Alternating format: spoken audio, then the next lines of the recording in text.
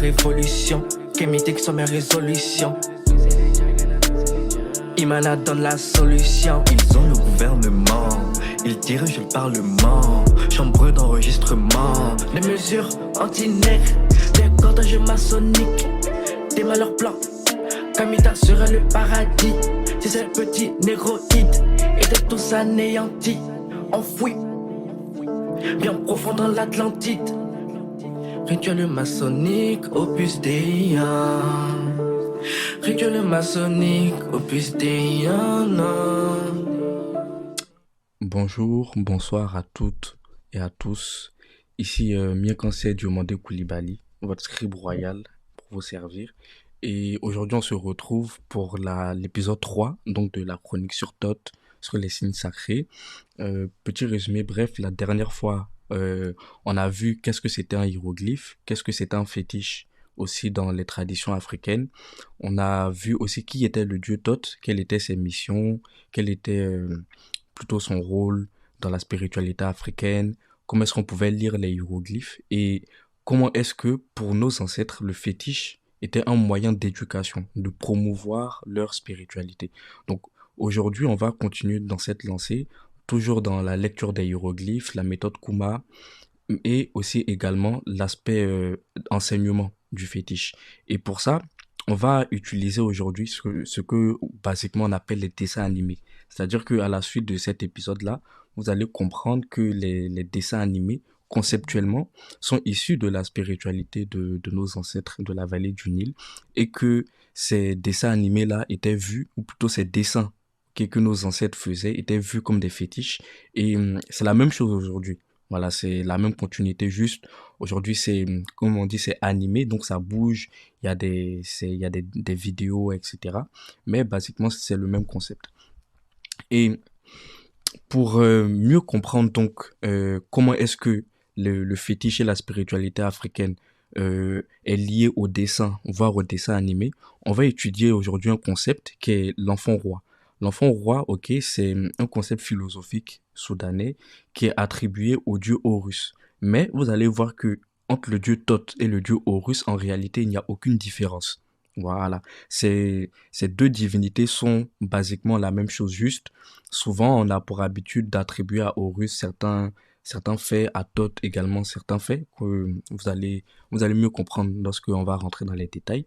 Mais l'enfant roi, basiquement, c'est ce qui va servir de modèle, ok, aux dessins animés qu'on a aujourd'hui, aux animations japonaises. En français, on appelle ça le super-héros. Voilà, si je veux vraiment parler terre à terre, on va appeler ça un super-héros. Et celui, on va dire, qui sert de modèle donc à l'enfant roi, eh bien, c'est Soundiata Keïta.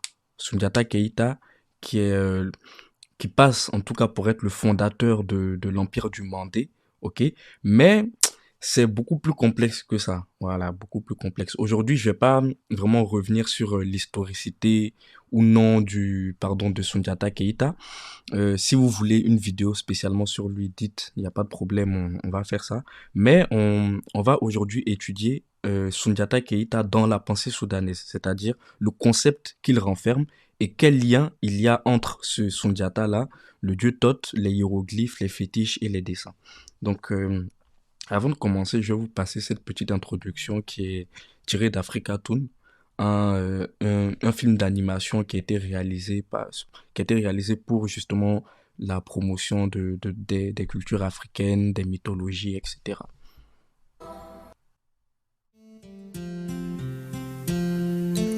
Soundiata Keïta Lawali Sibo Luru Soma Katabali Soma Mande Soma Folodi Mande Soma Laba Jakumanu Warana Sibo Meja Talema Keïta Subarure Alele Kasira Mande Kona le Sara Ko Jelu Bestege Kabisimo Sara Jelu Stegena Lawali Sibo Solo Konade Keïta Kawolo Moroko, Kateme Morola, Militi Kele, Suja Maguru Nefi, Ite Morofana Ibe Chemaula, Soundiata Keïta.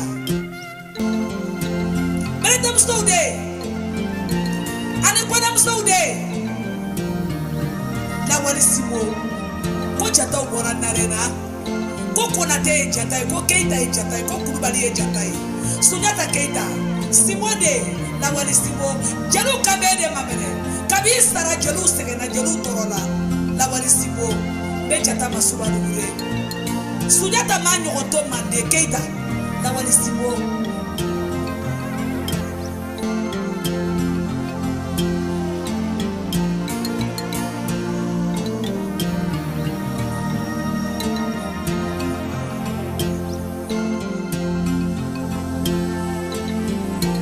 Quiconque se sent frustré doit se plaindre à l'autorité, mais ne jamais se faire justice. Tout faux témoignage doit être sévèrement puni aussitôt que l'évidence du faux témoignage sera établie.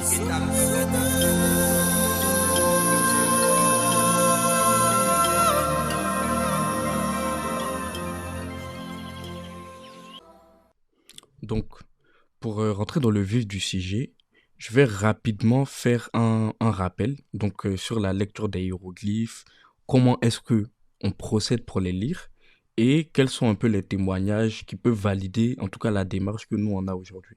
Donc, essentiellement, on va citer 3 philosophes, ok. On va commencer d'abord par la période antique. Donc, on a Diodore de Sicile, historien grec du 1er siècle avant Jésus-Christ, contemporain de Jules César, qui, dans son ouvrage Bibliothèque historique, ok, nous dit que les lettres éthiopiennes, ok, auxquelles les Égyptiens ont donné le nom de hiéroglyphes, se composent de figures de différents genres, animaux, instruments d'art, membres du corps humain, et ce n'est pas de la réunion des caractères que résulte le discours écrit, mais de la signification métaphorique attachée aux objets dessinés que seul l'exercice de la mémoire apprend à retenir. Il est en train de nous dire que les anciens Égyptiens lisaient ces signes grâce au sens symbolique qui est propre à chaque signe.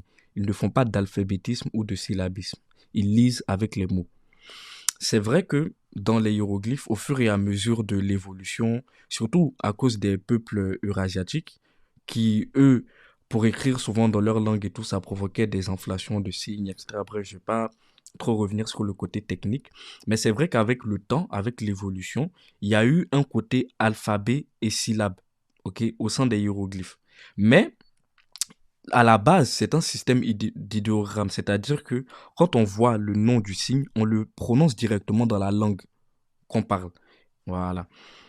Maintenant, on a aussi Plotin, qui est un philosophe gréco-romain de l'Antiquité tardive, qui est né en Égypte et dont on a résumé, on va dire, l'intégralité de ses écrits sous forme d'Énéade. Ok. Donc, il nous dit, les sages de l'Égypte, soit à cause de leur connaissance approfondie des sciences, ne se servent pas de lettres exprimant en détail des phrases et des discours, ni imitant les paroles et les énoncés des préceptes. Mais ils emploient de grandes images ou idoles. L'idole, c'est le fétiche. Voilà. Chaque image représente une chose qu'on explique ensuite dans les temples. C'est-à-dire que aujourd'hui, là, on va aborder le thème des bandes dessinées, ok, des mangas, des dessins animés, etc., dans le paradigme africain. Et en quoi est-ce que c'était lié aux hiéroglyphes et aux dieux Thoth? Parce que c'est l'objet de la chronique. Ok. Donc, Plotin nous dit, et ce qu'il nous dit, ça donne déjà un début pour la suite, un début de réflexion pour la suite. Il nous dit que les Égyptiens emploient de grandes images ou idoles. Chaque image représente une chose qu'on explique ensuite dans les temples. Chaque image considérée à part et prise dans son ensemble est un enseignement, mais pas une pensée isolée. Ensuite, cette image d'un symbolisme compact s'exprime selon l'autre méthode qui fait connaître en détail tout ce que l'image exprime, tellement cette disposition des choses excite l'admiration. Quelle est cette méthode dont Plotin nous parle? Eh bien, c'est ce que Diodore de Sicile nous disait sur la métaphore et le fait de lire directement avec le nom de l'image ou de l'objet qui est représenté. Ensuite, on a le grand maître Youssouf Tata Cissé du Komo, qui est la société initiatique de base des Bambara Malinké, qui enseigne les hiéroglyphes, ok, les signes sacrés, qui enseigne la philosophie soudanaise, la spiritualité, etc.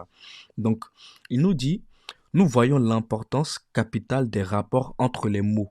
Les Malinké et les Bambara ont, dans l'enseignement initiatique, recours à l'homophonie, l'homonymie et l'analogie pour montrer la connexion des choses ici-bas. Ça veut dire quoi? Ça veut dire tout simplement que les, pour pouvoir décoder les signes sacrés, les mythes, la cosmogonie, etc., les Bambara et les Malinké, voire tous les Africains même, parce que c'est toute l'Afrique noire qui réfléchit comme ça, utilisent l'homophonie. L'homophonie, c'est lorsque deux mots sonnent pareil. Ok? Voilà. Et l'homonymie, c'est lorsque deux mots renvoient à la même chose, au même sens. Donc, pour pouvoir donc décoder l'enseignement initiatique, on utilise les choses qui sonnent pareil et qui se ressemblent et qui ont le même sens. C'est ça en fait la méthode. Et si vous regardez l'image à droite ici, vous avez le hiéroglyphe qui passe pour être celui qui est, pardon, pas qui passe, effectivement c'est ça, c'est le hiéroglyphe qui signifie hiéroglyphe, tout simplement. C'est-à-dire que quand vous voyez la galette de taux, le roseau et le larmier du faucon, c'est translittéré ti par les égyptologues et ils traduisent ça par hiéroglyphe, signe ou image. Si vous vous souvenez, Plotin nous a dit que les Égyptiens utilisent des grandes images ou des idoles. Ok? C'est pareil, en Afrique noire, c'est comme ça qu'on enseigne. On utilise des images et des idoles. Et Youssouf Tata Sissé nous dit que c'est grâce à l'homonymie, l'homophonie et l'analogie qu'on décrypte ces images. Et on se rend compte que pour le hiéroglyphe en Égypte antique avait fonction de signe et d'image. Plus en bas, vous allez voir une autre variante, c'est-à-dire c'est une autre structure hiéroglyphique qui elle aussi signifie statue ou image. Sauf que là, on a complètement changé les signes. On a une statue pour la structure d'en haut et en bas, on a la statue du sphinx. Voilà, qui signifie image, statue. Donc les Égyptiens enseignaient aussi avec ce genre de choses, les Africains noirs actuellement aussi. C'est ce qu'on appelle basiquement le fétiche. Donc une image, un signe, un hiéroglyphe est un fétiche. Ça, il faut le comprendre. C'est la base même pour commencer en fait. Voilà. Donc, si on continue, vous allez voir que ce, ces deux graphies qui sont là, ok, qui signifient statue ou image, et dont le déterminatif est soit la statue de l'ancêtre avec la barbe, ou la statue du sphinx, eh bien, c'est translittéré SSP. Ok, SSP, ce sont les racines de consonnes. Eh bien, si on lit ça avec les langues africaines, parce que c'est elles qui ont les solutions, en soninké, on aura CB. CB qui signifie fétiche ou talisman. Ok, en gourou, on aura Sewa, c'est-à-dire le B s'est transformé en W. C'est une mutation phonétique qui est très habituelle dans les langues africaines. Le B devient W et le P devient un B. C'est pour ça que leur SSP là, dans les langues africaines, c'est SB en fait. Ok, voilà. Donc le mambo au Kenya va dire Sabu, talisman. En Swahili, on va dire Simba, le lion. D'où le fait que ce soit la statue du sphinx en fait qui soit représentée. Donc ça montre en tout cas que ce sont les langues africaines qui permettent de lire ces graphies-là. Parce que quand vous voyez le déterminatif avec un sphinx qui est basiquement une sorte de lion, et qu'on vous dit que ça signifie statue ou image, statue, image étant associée donc aux idoles, aux fétiches, ok?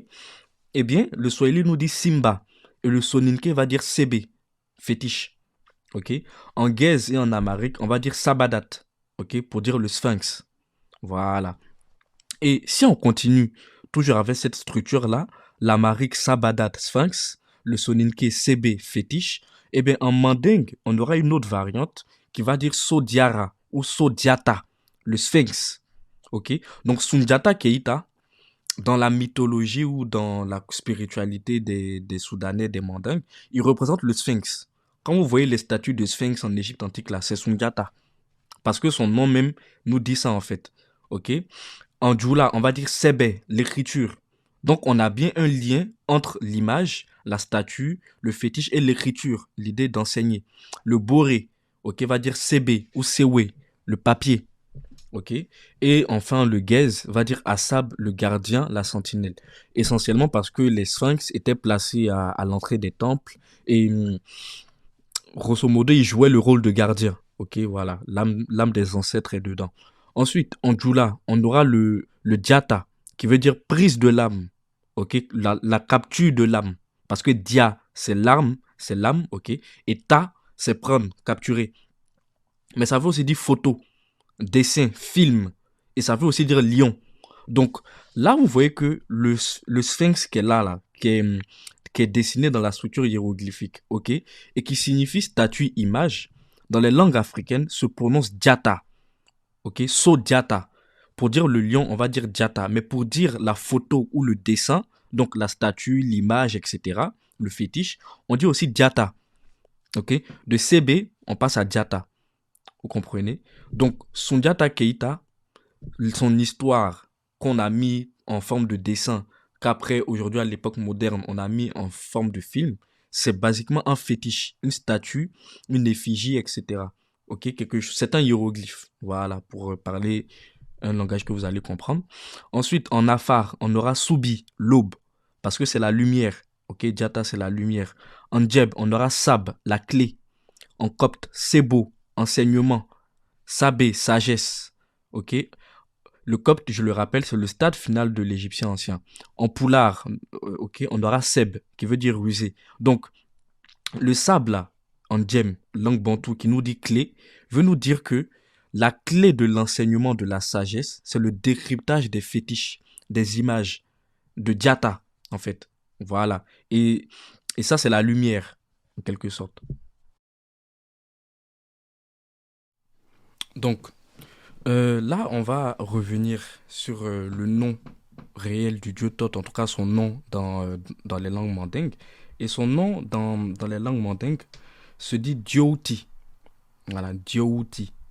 Et ce Diouti-là correspond en hiéroglyphe à cette structure. Ok, donc on a la paume de main, on a la corde de Noé, le poussin de Caille, la galette de Tho, le deux traits obliques, ok, qui représentent le chiffre 2, basiquement, et un drapeau ou une hache. Ce drapeau ou une hache qui termine la graphie, ok, du dieu Thoth, ok, c'est le signe Netcher. En tout cas, c'est comme ça que les égyptologues le vocalisent. On va voir que c'est pas tout à fait ça la vraie prononciation. On va le voir plus tard. Mais c'est le symbole de la divinité. Voilà, le symbole qui représente la divinité, mais qui représente aussi le fétiche. Voilà, il représente ça. Et, comment est-ce qu'on dit ça? Si du coup, on décompose son nom, ok, avec la méthode Kuma, c'est-à-dire avec les homophones, ok, on se rend compte que c'est le dieu qui donne le signe, c'est-à-dire que le dieu Thoth est un aspect de la lumière qui donne les signes. Parce que tout à l'heure, si vous vous rappelez, lorsque on a parlé de fétiche, ok, avec la structure CB, CB, etc., eh bien, on s'est rendu compte qu'en Afar, ils vont dire Soubi pour dire l'aube. Voilà, l'aube qui est la lumière. Et la lumière, symboliquement, c'est la connaissance. Parce que tout ce qu'on appelle fétiche, là, ce sont des objets sensibles, des objets palpables, ok, des objets du réel. Or, ce réel-là, on ne peut l'appréhender que grâce à la lumière. C'est la lumière qui forme tout ça, en fait. Voilà. Donc, pour pouvoir lire cette graphie confirmée qui s'appelle vraiment Diouti, eh bien, il faut tout simplement prendre le nom du signe directeur. Et le signe directeur, ici, dans ce cas-là, c'est-à-dire c'est un signe qui permet de pouvoir lire toute la graphie dans son entièreté. Donc là, on a la paume de main, ok? Et la paume de main, par exemple, en boulou, ça se dit Doé. Vous voyez, Doé. En étonne, une langue du Cameroun et tout, on va dire Do, la main. Ensuite, en bassa, on va dire Ti, donner. C'est le D là qui s'est transformé en T. Ok, vous voyez, donc Ti, donner. Et si vous vous rappelez, Ti, c'est le nom du signe. C'est le nom du hiéroglyphe. Ok, donc Titi, en bassa, image, fétiche. Ok, en bamanan, Dia ou Di, donner, le don. Et ensuite, Ti, le signe, le hiéroglyphe. Donc, son nom sera Diati ou Diouti. Mais si vous faites attention, Dioti ou Diati, c'est comme Diata. Donc Thoth, c'est aussi Sundiata Keita en fait. Donc Thoth est égal à Horus. C'est pour ça que nos ancêtres n'étaient pas polythéistes. Parce que les divinités là sont les mêmes en fait. Souvent, on les sépare pour mieux expliquer certains concepts. C'est tout. Sinon, on a vu que Sundiata, certes c'est Horus parce que c'est le lion, c'est le roi, c'est la figure du roi, etc. Mais quand on décompose son nom, on voit que son nom renvoie au fétiche, renvoie au dessin, au signe, au hiéroglyphe, qui est Thoth lui-même, vu que Thoth, non seulement il est le chef des sociétés initiatiques, des hiéroglyphes, etc., mais il est le hiéroglyphe lui-même. Vous comprenez? Voilà. Donc, Dioti et Diata. Dioti et Diata, c'est des jumeaux, c'est la même personne, c'est pareil. Et si on continue et tout, en copte, on aura Tiou, les étoiles, Toi, les signes, les taches. Parce que, basiquement, si vous vous rappelez les premières chroniques, on a vu que les étoiles sont les premiers signes divins, sont les premiers fétiches. D'où aussi le fait que Thoth ou Horus se rapporte à la lumière, parce que les étoiles sont lumineux. Okay, c'est quelque chose qu'on voit, qu'on peut appréhender. Okay? Donc en Bamanan, on aura Tiou ou Tiou, les signes. Chi, casser. Ti, annoncer. En Yemba au Cameroun, Ti, écrire. En Bassa, Tidi, la silhouette. En Djoula, Chi, envoyer, commissionner. Okay? En Dogon, Titi, le message. Et enfin en Amharique, qui est une langue d'Éthiopie là-bas, on va dire Titi, le son. C'est parce que Thoth, c'est celui qui envoie le signe, celui qui transmet les messages. Donc basiquement, c'est le secrétaire, le scribe de Dieu ou des divinités. Bref, on peut donner le nom qu'on veut. Mais c'est lui qui s'occupe de véhiculer le message de l'invisible, d'amener ce qui est invisible dans le visible. C'est ça en fait, Dioti ou Thoth. Et c'est cette structure-là qui va donner, dans les religions abrahamiques, l'archange qu'on appelle Gabriel. Okay? L'archange Gabriel, basiquement, c'est Thoth. C'est le dieu Thoth qui va être récupéré pour devenir l'archange Gabriel. Et d'ailleurs, par exemple, ça vient de me revenir en Teke, qui est une langue bantoue. Pour dire le babouin ou le singe, on dit Kumbi.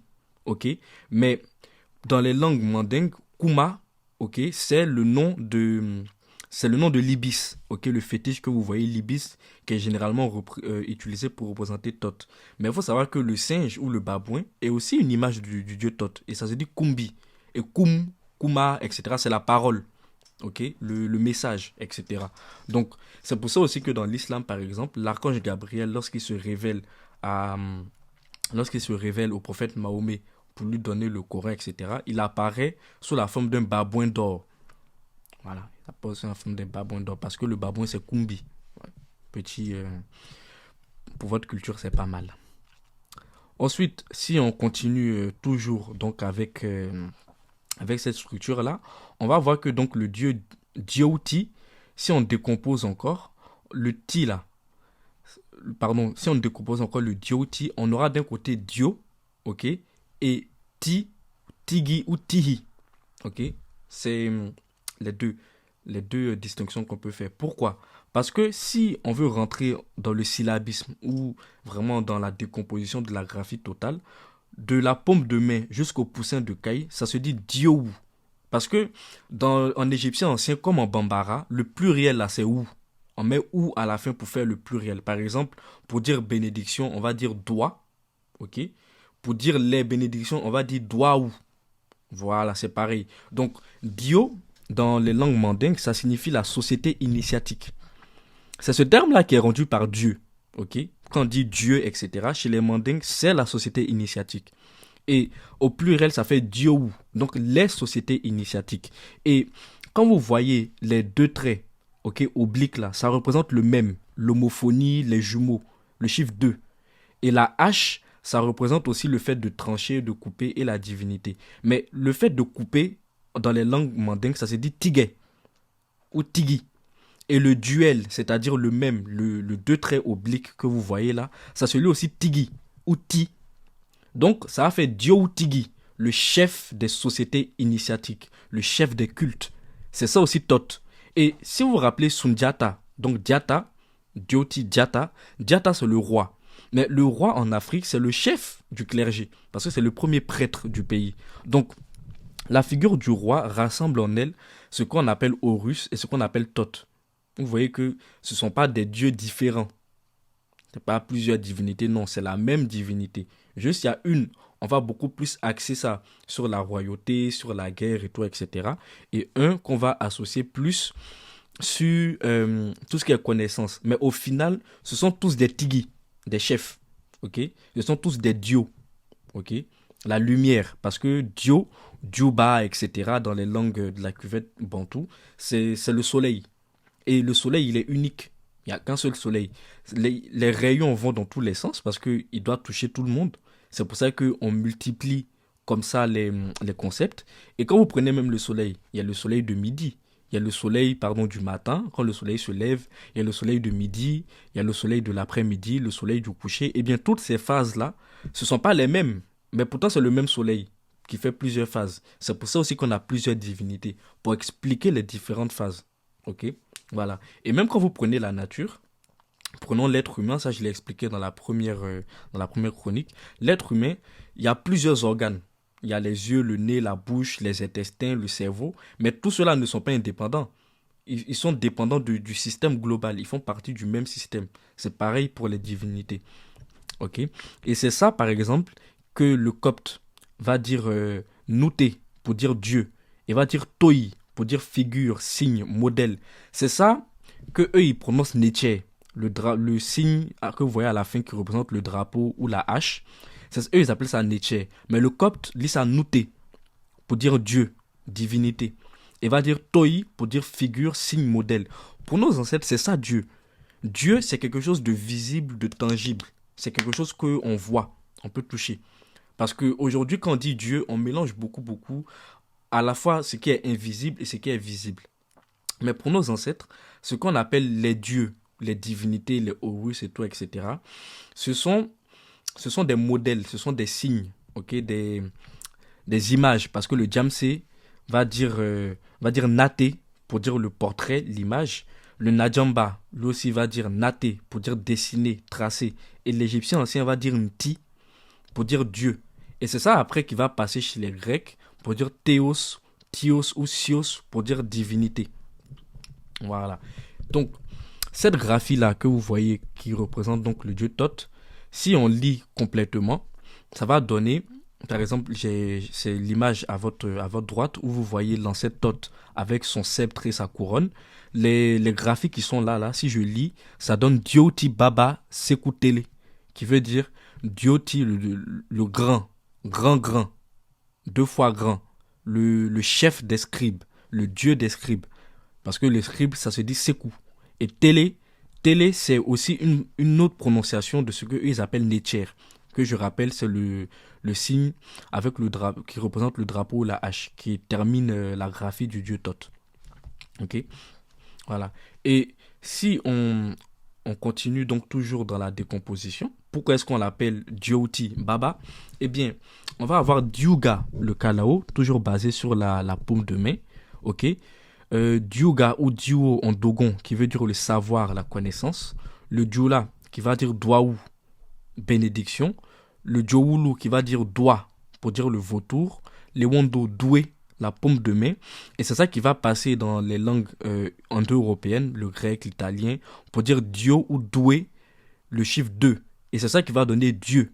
Donc, quand on dit Dieu en français et tout, ça vient de Dio, de Dios, de Théos en grec, qui veut dire à la fois divinité et qui veut dire deux, le duel. Voilà, le duel. Et c'est quand on prend donc cette forme-là dans les langues bantou cette fois-ci, ça va nous donner en lingala par exemple un doi, l'homophone, l'homographe. Ensuite le yembatsui, homonyme. C'est pour ça que dans la graphie du dieu Thoth, vous avez deux traits qui symbolisent le chiffre 2. Et c'est pour ça qu'on l'appelle aussi le deux fois grand. Parce que pour décoder son enseignement, décoder les fétiches, parce que le dieu Thoth, il est le fétiche lui-même, on va dire ndoi, homophone, sui, homonyme, ndoi, la voix, toti, le point, la tâche. Donc l'homophonie, l'homonymie, la ressemblance entre ce qui se prononce et ce qui s'écrit, ce qui se dessine. Ok? Et enfin, en copte, on va dire Thoth, uniformisé. Quand on dit Thoth, Dieu Thoth, là, c'est ce que ça veut dire. Ce qui rend uniforme, rend pareil, rassembler, réunir. Parce que le fétiche, c'est un rassemblement de plusieurs signes, de plusieurs symboles.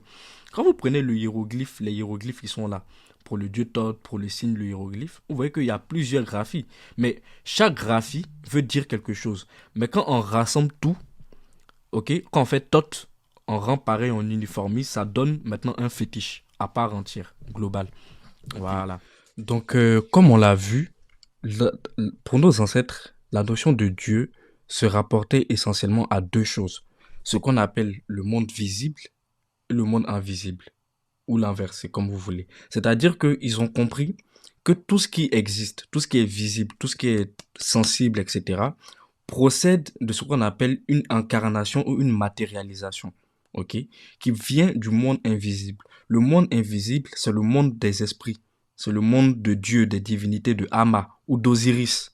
Voilà, c'est-à-dire ce qu'on ne voit pas, que ce soit les atomes, les molécules ou les idées, le cerveau. Parce que c'est ça aussi, Dieu, c'est une idée. Ok, vu que ça représente des concepts. Par exemple, le dieu Thoth, c'est une idée qui rapporte à la connaissance, au savoir, à la gémellité, c'est-à-dire l'homophonie, l'homonymie, les jumeaux, etc.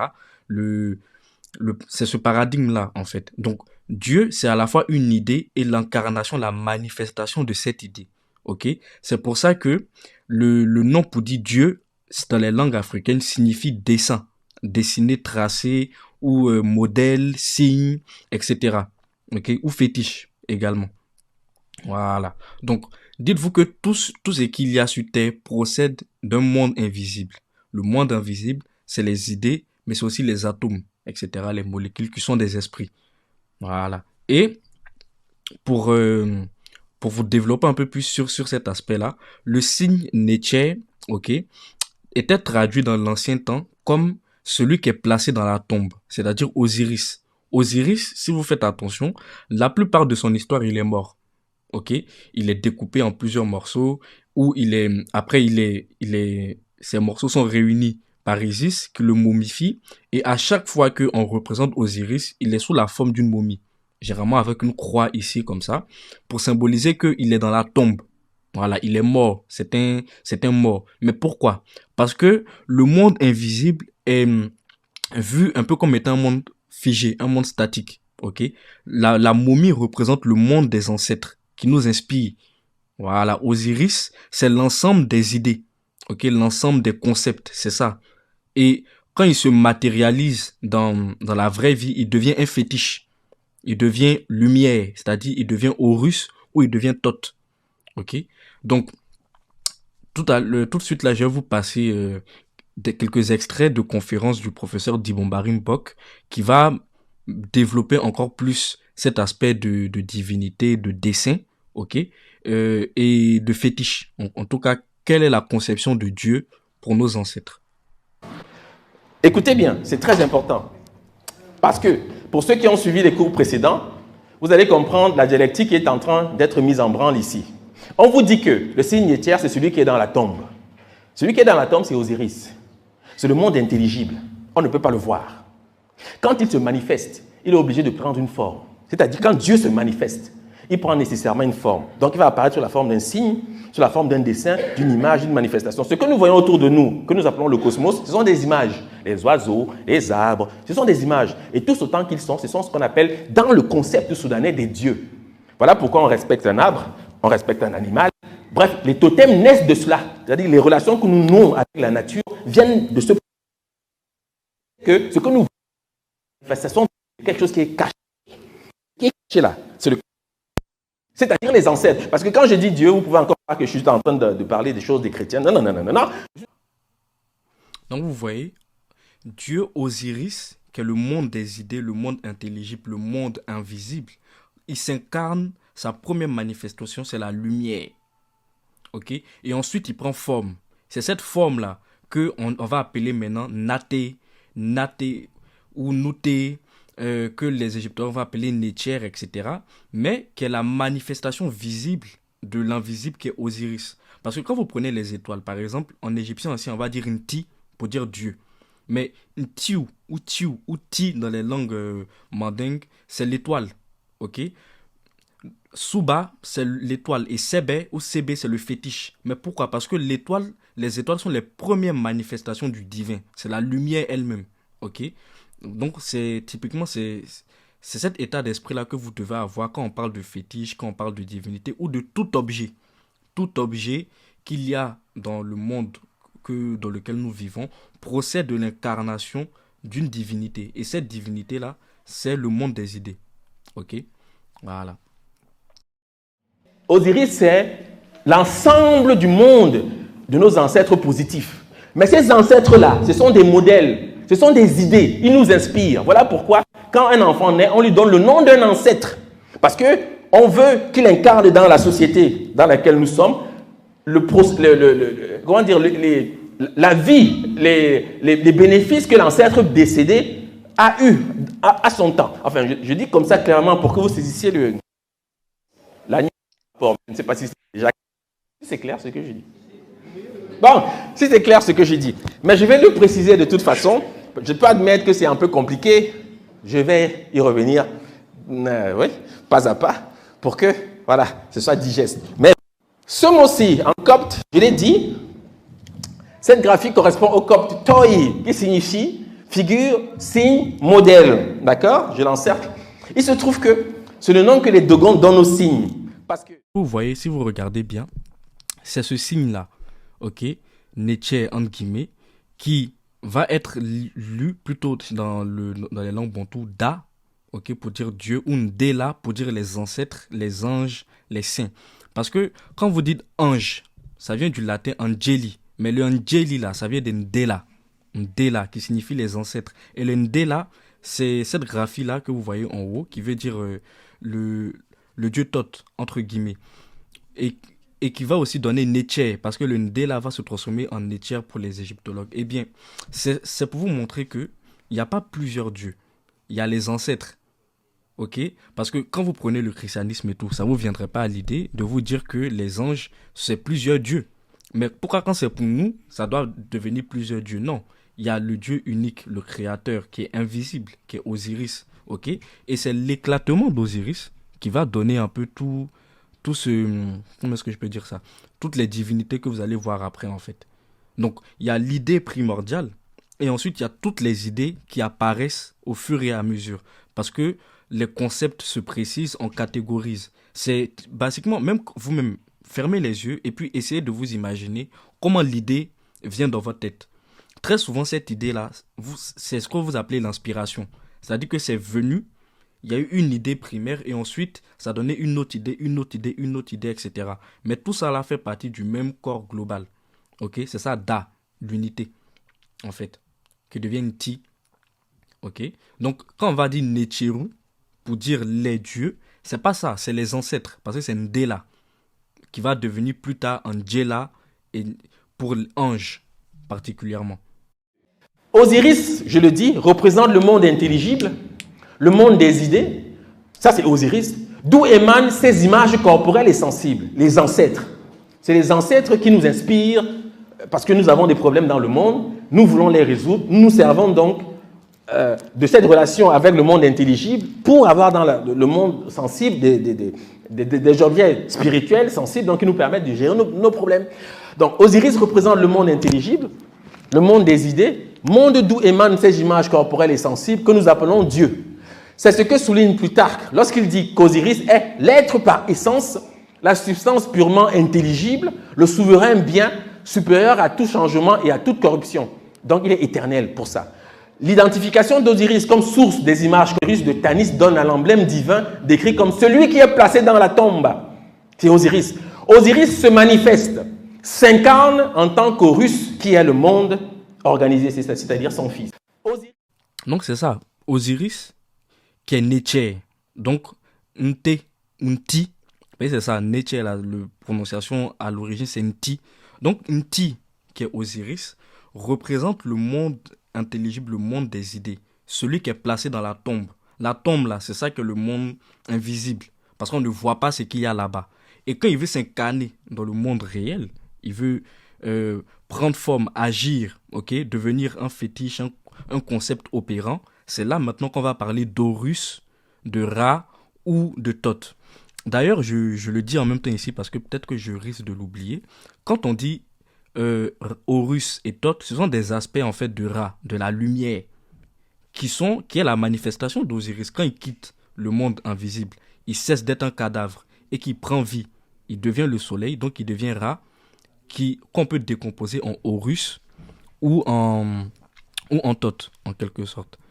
Et l'histoire d'Horus, C'est ça qui va être le fondement du concept de super-héros qu'on retrouve aujourd'hui dans les dessins animés, les mangas, même les films. Même les films, parce que Jata, ça veut dire la photo, le film, le dessin, etc.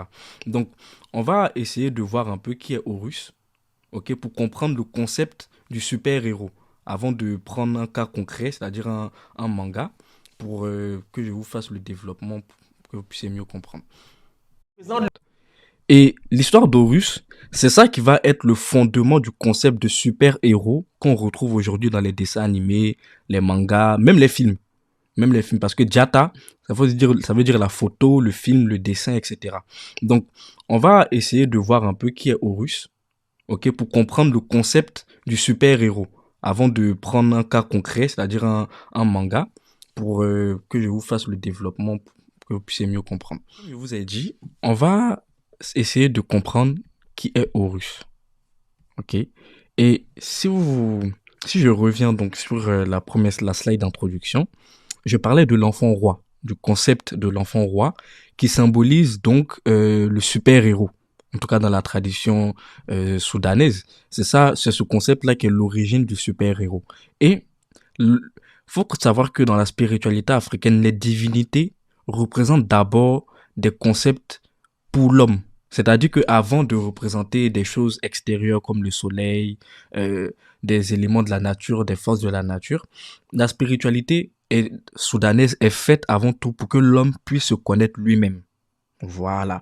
Et pour se connaître soi-même, il y a un concept qui est super important, qui est lié à Horus et à Thoth en même temps, c'est l'enfant roi, ok?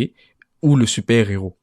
Voilà. Parce que tout héros mythique renferme un concept qui s'applique à vous d'abord ou à soi-même en premier lieu, avant de extérioriser, d'aller un peu loin.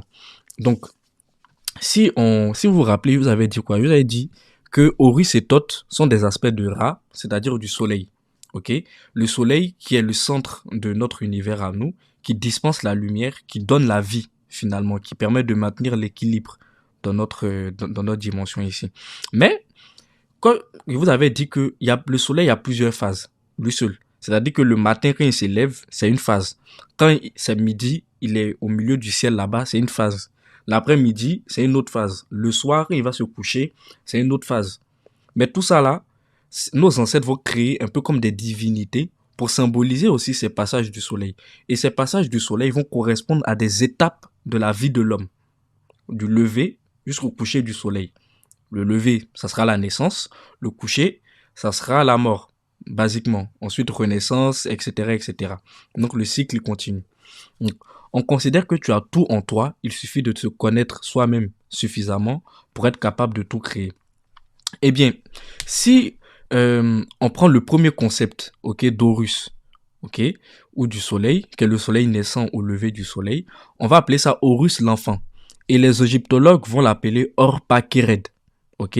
Par exemple, la graphie en bas ici que vous voyez sur votre droite, avec la corde qui est tressée, la tête, l'ovale qui sert de bouche et l'épervier ou le faucon qui est arrêté sur une estrade, sur quelque chose qui le surélève et tout, ça va être traduit par le dieu Horus. Ok. Dans le dictionnaire de Faulkner, on traduit ça par le dieu Horus. Ok. Mais il y a une autre divinité que eux vont appeler Horpakired et qui correspond à Harpocrate chez les Grecs. Harpocrate, c'est Horus quand il était enfant, quand Isis l'a accouché. Il faut savoir que Harpocrate, c'est quelqu'un qui est né faible des membres inférieurs. Il était muet aussi. Certains endroits, il parlait pas. Et il boitait. Il boitait ou il était infirme. Ça dépend des versions. Mais, pour ceux qui connaissent un peu les traditions africaines, c'est l'histoire même de Sundiata. D'où le fait que je vous ai dit que Sundiata, en réalité, parce que Horus, c'est une forme grecque tardive. Le vrai nom de cette divinité qu'on appelle Horus, c'est Jata. Ok? Et Sundiata, il est né faible des membres inférieurs. Il se traînait jusqu'à sa majorité. Ok? Voilà. Et c'est associé au soleil naissant, au soleil qui naît, qui se lève et tout. C'est ça, eux, les Grecs vont appeler Harpocrate, les égyptologues Horpakired. Donc, juste grâce à ça, on peut savoir que c'est Sundiata. Parce que même dans les langues africaines, Koro ou Koyo Koyo, c'est dire celui qui boite, tout simplement. Et c'est l'image même de Sundiata. Donc, si on veut lire donc cette graphie-là qui correspond donc à Harpocrate, on va décomposer. D'abord, on prend l'épervier. L'épervier se lit en copte téré, ok? En oromo, on va dire koré, le faucon, ok? En bamanan, on va dire téré ou tala pour dire le soleil, tolo pour l'étoile, le jeu. L'étoile, je le rappelle, c'est la manifestation d'Osiris. D'où le fait que Dibombari disait tout à l'heure que Horus, c'est Osiris en fait, mais Osiris en mouvement. Quand Osiris veut agir dans le monde réel, il devient Horus. Il devient une étoile, la lumière. Ok? Et le latin va récupérer ça pour dire Aquila, parce que le R devient L, c'est une correspondance usuelle. Ok? Donc Aquila pour dire aigle. Donc on a déjà identifié la première version du nom d'Horus. Ça va se lire soit Tala ou Kélé. Parce que aussi, vous voyez la petite barre qui est à côté du faucon là, c'est le chiffre 1. Et en Bamanan, le chiffre 1 se dit Kélé. Ok? Et le soleil se dit aussi Kélé. Ok, donc ce premier signe-là, on va le lire Kélé, Horus. Ça, c'est Horus vraiment dans toute sa dimension. Ensuite, si on prend la graphie donc qui est en bas, ok, d'Horus l'enfant, la partie où il y a l'enfant qui est assis avec le doigt dans sa bouche, avec la main en bas, ok, ça en bambara, ça va se lire Koroden, le bébé. Ok, dans les langues mandingues en général, on va dire Koroden, le bébé. Donc Horus bébé, Horus l'enfant, en mandingue, ça va se lire Kélé Koroden. Ok, vous pouvez faire le verlan Koroden Kélé. Ok, l'enfant unique aussi, parce que c'est le fils unique. Parce que quand vous regardez les divinités qui correspondent à Horus, très souvent, s'ils sont pas jumeaux, ils sont fils uniques. Et même quand ils sont jumeaux, ils sont uniques, donc ça reste des enfants uniques. Parce que les jumeaux, même s'ils sont deux, ils comptent pour un. Donc, cette rhétorique-là du fils unique, qui va devenir en Fang, le Corée, c'est-à-dire le sauveur, celui qui délivre, c'est ça le super-héros en fait. Quand vous regardez vos films, vos dessins animés, etc., vos mangas, vous lisez, même les histoires, ok, le super-héros, c'est le sauveur, ok. Donc, c'est ça Horus, en fait. C'est ça Kélé. Parce que ça aussi, c'est une des vraies vocalisations de son nom. On va dire Kélé. Ok, notamment en Bamanan. Donc, la première partie, donc, de l'enfant roi, ok, ou de l'enfant unique, Koroden Kélé, ou Kélé Koroden, qui est la version primitive du dieu, entre guillemets, Horus, sert à annoncer celui qui sera le sauveur. Et si on prend le mandingue Kodere, étoile, et le Fang, Koré, sauvé, le Mpiemo, Akolo, délivré, eh bien, on se rend compte que le jeu, plutôt l'étoile, qui est Kodere là, est le sauveur dans l'univers des hommes. Pourquoi? Parce que quand il fait nuit, si on n'a pas la lumière, comment on fait pour se déplacer? Et même, ce qui nous a permis de nous élever au stade d'être humain, sédentaire, civilisé, c'est l'éducation. Et je l'ai dit dans les premiers épisodes de la chronique sur Thoth, les étoiles nous ont civilisés. C'est grâce aux étoiles qu'on est allé à l'école, qu'on a appris tout ce qu'aujourd'hui on appelle Dieu en fait. Les étoiles sont les premiers dieux, les premiers fétiches en quelque sorte. Eh bien, le Kodere étoile a un synonyme toujours dans le Bamanan, qui est une langue mandingue, qui va dire Tolo, étoile, jeu. Eh bien, le jeu aussi, pour nos ancêtres, c'était quelque chose qui permettait de sauver les hommes. C'est-à-dire, dans la vie en société, le jeu permettait d'arrêter de faire la guerre, en quelque sorte, d'arrêter de se battre. On se défiait par le jeu, on apprenait aussi par le jeu. Donc, le jeu nous sauve, nous délivre. C'est ça le concept également derrière Horus l'enfant. Et quand vous prenez les enfants, qu'est-ce qu'ils aiment faire tout le temps? C'est s'amuser. Voilà. Donc ensuite, on aura en copte, donc, qui va dire corps ou Horus. Corps plutôt pour Horus et clé pour dire figure, face. C'est le même mot, ok? Corps ou clé, parce que le R est devenu L, ok? Et en Djoula, on va dire Kélé, le chiffre 1.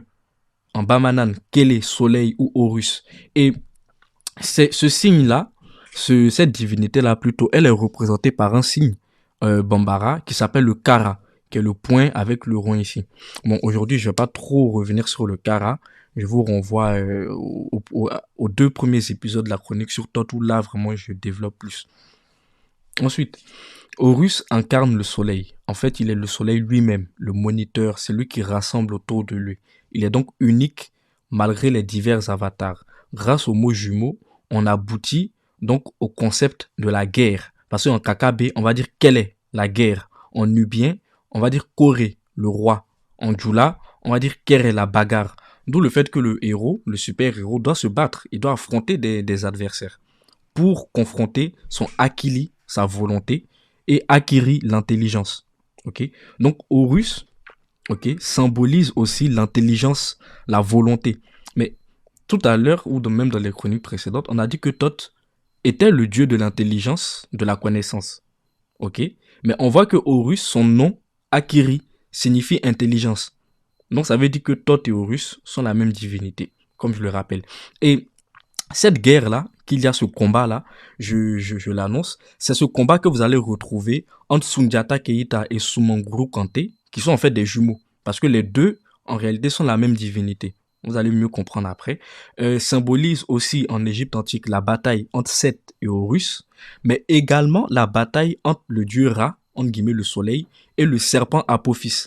Parce que quand le dieu Ra, qui symbolise le soleil, se couche, ok, il va rentrer dans ce qu'on appelle le monde souterrain, où il va aller combattre, ok, combattre un dieu qu'on appelle Apophis, le serpent. Voilà. Donc, tous ces combats-là, c'est ça, ça vient du fait que Horus s'appelle Kélé, ou Kéré, qui signifie la guerre, tout simplement. Ok, une guerre qui va se faire entre la volonté et l'intelligence. Voilà. Et pour faire un équilibre entre les deux, on va faire ce qu'on appelle un jugement. Parce que la bagarre, dans les langues africaines, est vue comme une sorte de jugement. Ok, on va juger, mettre un équilibre entre deux parties, en fait. Finalement, c'est ça la bagarre. Ou Lamenti, c'est-à-dire le royaume d'Osiris. Ce monde souterrain est également celui où Ra, le principe du bien, livre chaque nuit un combat acharné contre le serpent Apophis, le principe du mal, le démon pour ainsi dire, qui est presque aussi puissant que lui, et qui serait une création directe du monde, indépendamment de Ra. Mais Ra, le bien, finit toujours par triompher et réapparaît quotidiennement à l'horizon oriental. Ainsi, le bien est substantiellement supérieur au mal, quoique celui-ci, le mal, soit très puissant. Ça veut dire quoi? Ou Lamenti, c'est-à-dire le roi. Donc, la bataille de Kirina, qui symbolise la guerre qu'il y a eu entre Sundiata Keita et Sumanguru Kanté, c'est ça qui va devenir le combat entre Seth et Horus et le combat entre Ra et le serpent Apophis, à la bataille de Kirina. Parce que Kiri, ça veut dire juger. Et Kiri, ça veut aussi dire le matin. Ok? Enfin, Kiri, c'est le matin, donc l'aube, donc la naissance du soleil, sa victoire, la victoire de Djata. Mais en mandingue, Kiri, c'est juger, c'est le jugement. Donc, c'est la bataille où on a fait un jugement entre la volonté et l'intelligence. C'est pour ça que je vous ai dit que le concept de l'enfant roi, là, d'abord, ça vous concerne vous-même. C'est-à-dire que toi-même, dans ton âme, pour avancer tu dois faire un jugement entre ce que tu veux et ce que tu peux, c'est-à-dire l'intelligence aussi. Vous voyez? Voilà. C'est en quelque sorte qu'elle a. Donc, je vous remets encore pour que vous ayez bien ça en tête. Ou Lamenti, c'est-à-dire le royaume d'Osiris. Ce monde souterrain est également celui où Ra, le principe du bien, livre chaque nuit un combat acharné contre le serpent Apophis, le principe du mal, le démon pour ainsi dire, qui est presque aussi puissant que lui, et qui serait une création directe du monde, indépendamment de Ra. Mais Ra, le bien, finit toujours par triompher et réapparaît quotidiennement à l'horizon oriental. Ainsi, le bien est substantiellement supérieur au mal, quoique celui-ci, le mal, soit très puissant. Ça veut dire quoi? Ou Lamenti. Il manque les go et le dragon vient avec. Affini, smoke, OG Kush from Ghana. Fuck us, bloqué en Dolce Gabbana. T'es mal les eyes on my neck. Il manque les go, il manque les go et le dragon vient avec. Affini, smoke, OG Kush from Ghana. Fuck us, bloqué en Dolce Gabbana. T'es mal les eyes on my neck. Il manque les go. Tu disais quoi tout à l'heure?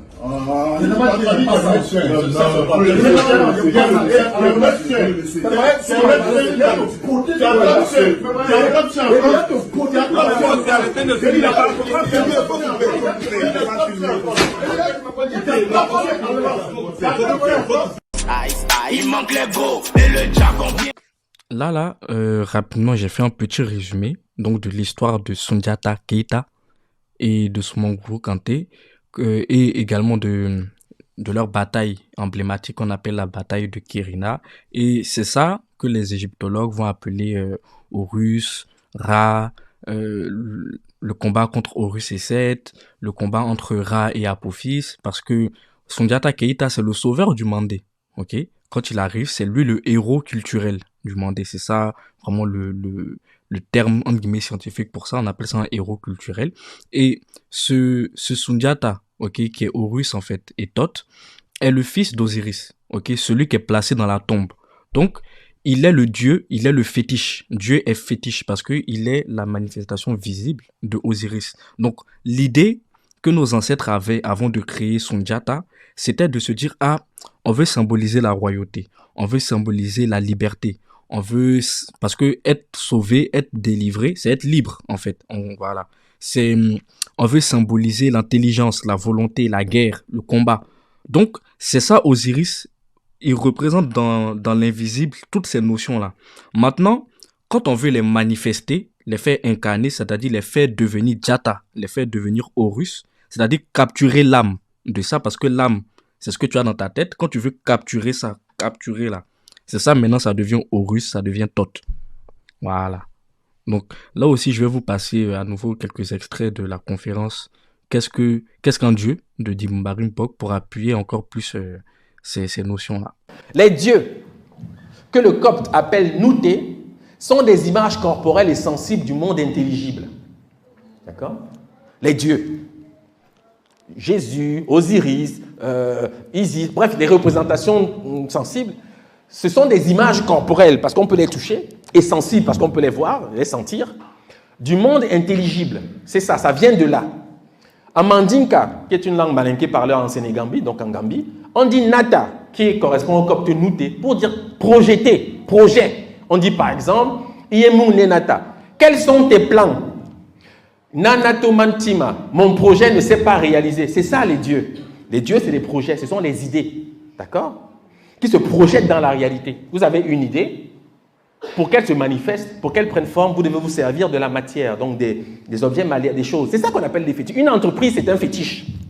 Je veux vraiment que vous compreniez le sens général des choses, d'accord? Il n'y a pas seulement les dieux, qu'il n'y a pas seulement spiritualité d'un côté et puis le reste de la vie de la société ailleurs, non.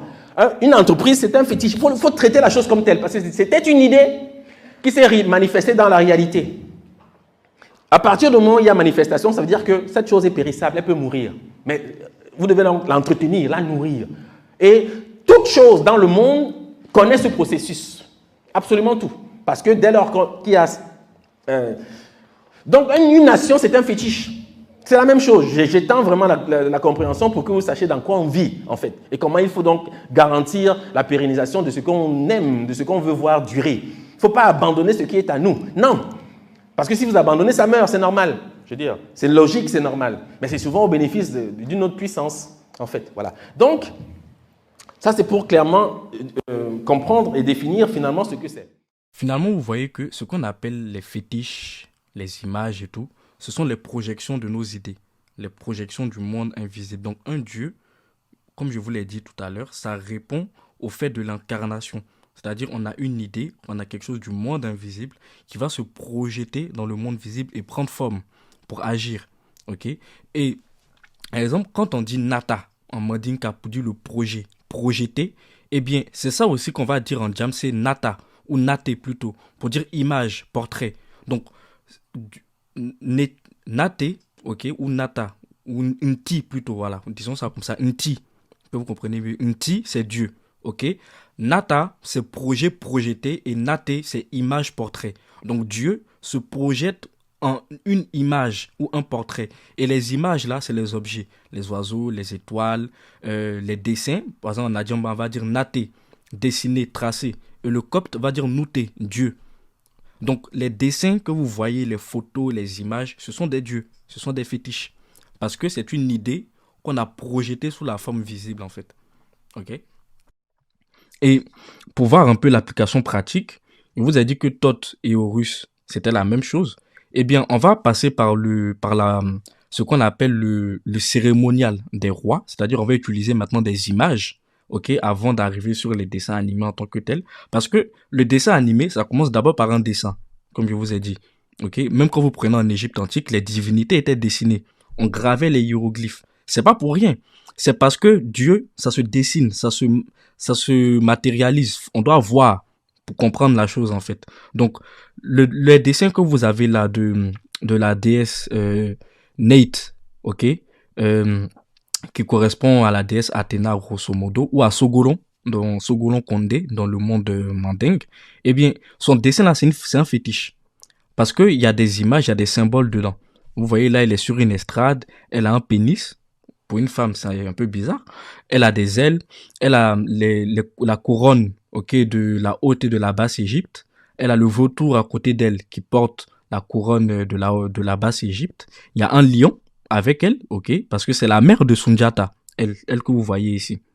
C'est un autre aspect d'Isis en fait.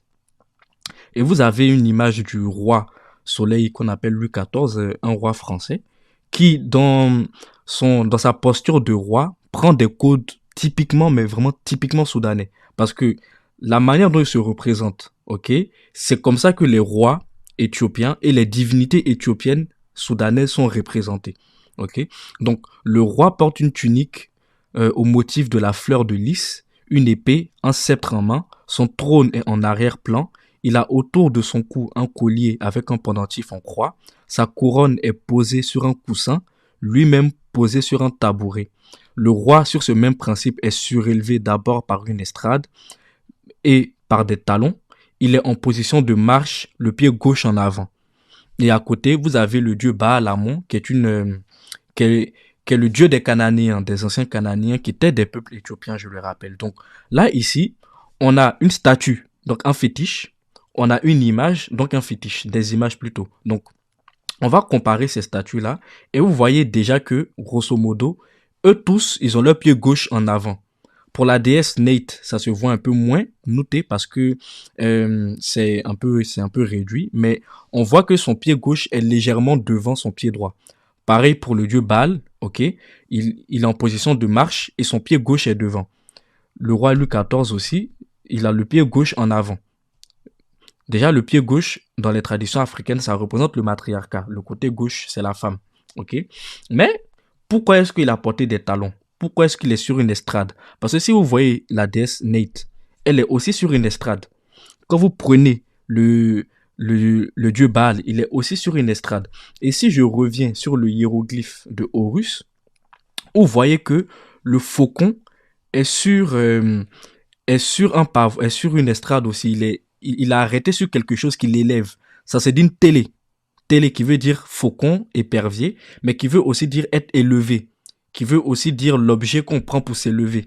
Donc, c'est des trucs comme ça, en fait, que les fétiches servent. Les fétiches, on rassemble comme ça des codes pour donner des informations, pour apprendre, pour véhiculer, pour l'enseignement, pour la sagesse.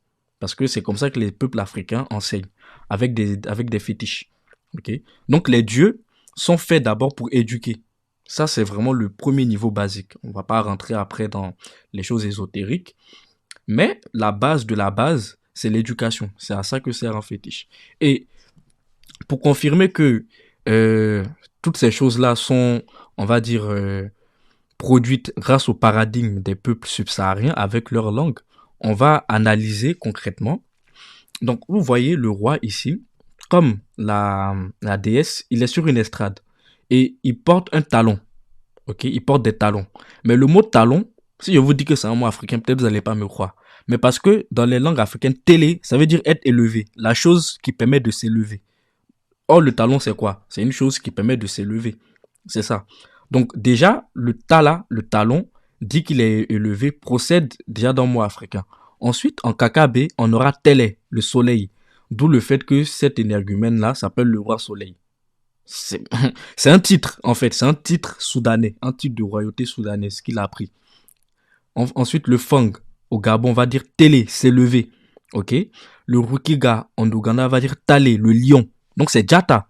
Parce que Jata, si vous vous rappelez, ça veut dire le lion. Et c'est le Tali là, le Tala, qui va devenir Neche. Parce que, par exemple, les Soninké vont dire Nathalie, pour dire le dessin, le portrait, l'image. Nathalie. Donc, Tala, le lion, Talé, le lion, Nathalie, l'image. Et cette image-là, c'est ça qu'on codifie comme ça pour donner la déesse Nate, le roi Louis XIV, et dans la réalité avec cette photo, parce que Jata, c'est la photo, on va dire du bishop, c'est-à-dire le pape de l'église copte orthodoxe, qui lui aussi se représente avec 2 lions. Pourquoi 2 lions? Parce que comme je vous ai dit, Thoth égale Horus, et Thoth, c'est le 2 fois grand, donc le même, parce que Tigi, Dio Tigi, qui est un des noms de Thoth, veut dire le dieu du même. Ok? Voilà, le dieu du pareil, du jumeau. D'où le fait qu'il y ait 2 lions chez le roi orthodoxe. Ok?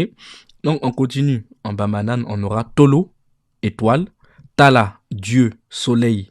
En Dogon, on aura Tali, briller. En copte, Téré, l'épervier. Et en Bambara, Téré, l'âme.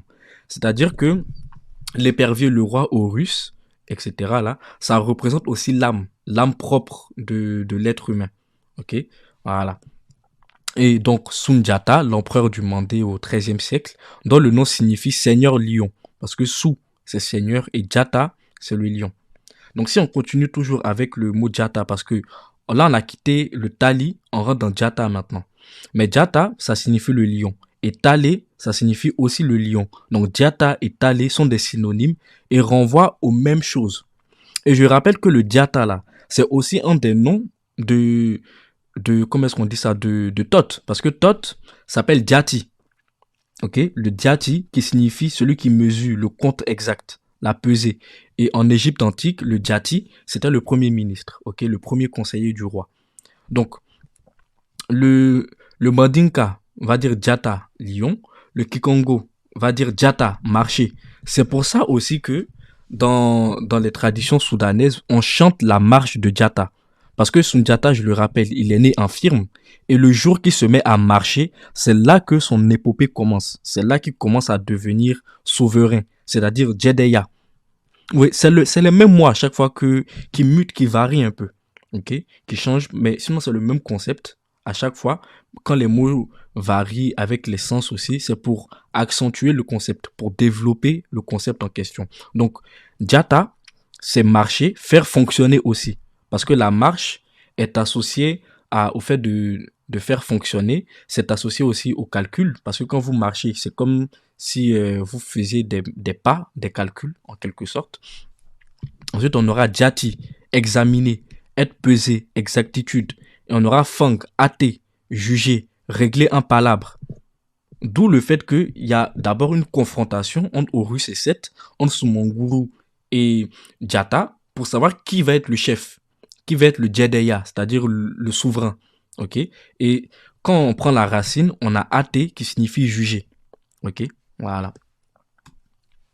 Donc, tout ça pour dire que Thoth et le dieu Horus sont la même chose. Ils représentent le fétiche, les images, ce genre de choses-là. Ok? Voilà. Et si par exemple on continue, on aura cette image, ok, du roi lion. Parce que faut savoir que Disney, ok, ils se sont inspirés de la mythologie des peuples éthiopiens pour créer l'histoire du roi lion. Et par exemple, si ça vous revient, il y a une scène vraiment emblématique du roi lion où on le voit marcher, c'est-à-dire on voit Simba marcher et un peu il grandit, il y a le soleil derrière lui. Vous voyez cette idée de marche là, ça vient de Djata, qui veut dire marcher typiquement. Et les Djeli, c'est-à-dire les Aèdes ou les griots, si vous voulez, j'aime pas trop ce mot, mais bon, dans les traditions soudanaises, chantent la marche de Djata, c'est-à-dire quand il marche, quand il se lève la première fois pour marcher, on chante. Et quand il avance pour devenir empereur, pour battre Sumanguru, on va aussi dire Djata, ok, la marche de l'empereur.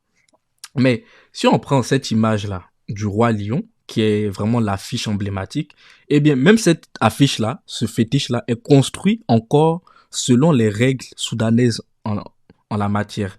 Parce que, par exemple, dans les langues mandingues, notamment du côté de la Sénégambie là-bas, on va dire Kei pour dire la lumière. Ok? Et on va dire Koi pour dire le nourrisson. Et koi, ça veut dire blanc. C'est pour ça qu'on prend le nourrisson, qu'on le met dans la lumière blanche. Parce que blanc, c'est koi, ok? Kei, lumière, koi, nourrisson.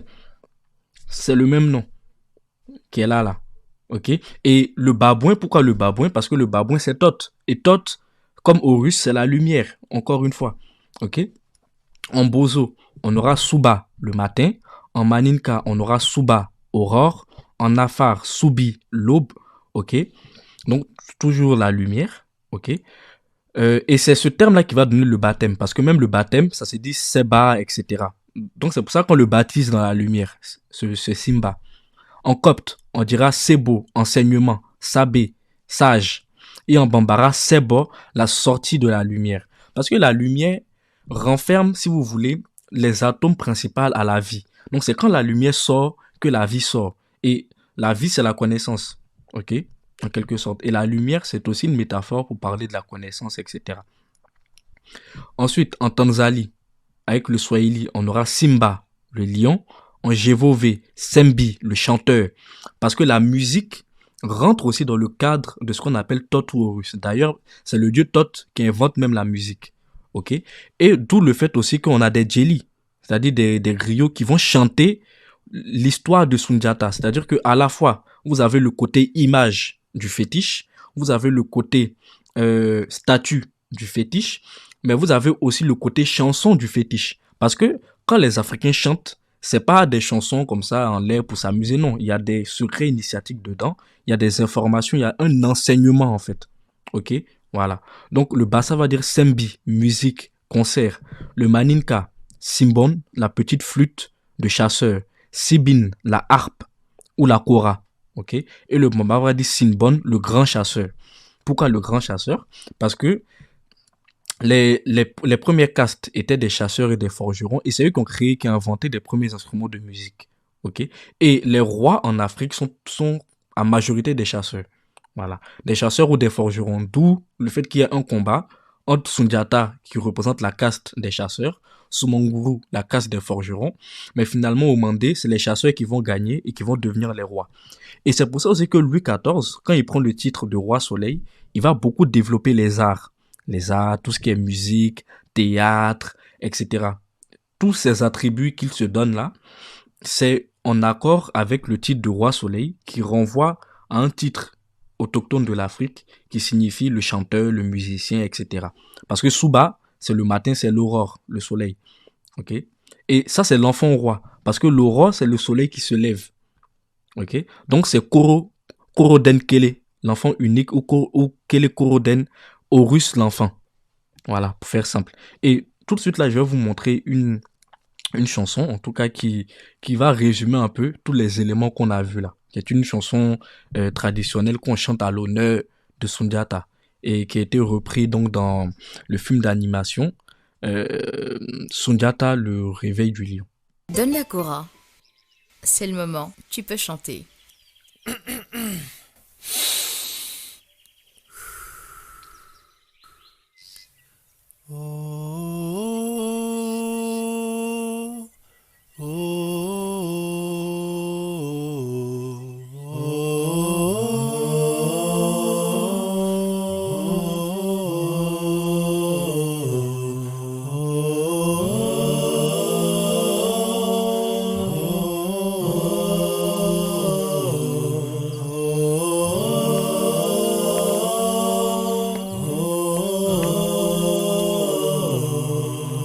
Sundiata, prince lion, devenu général lion.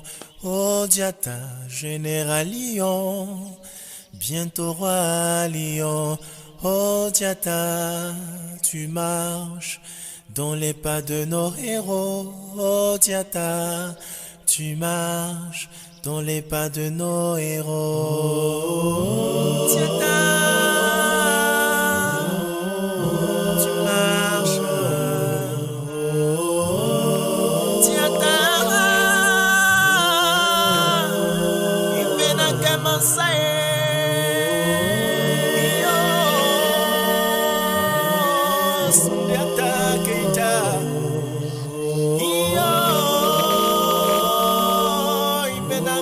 Say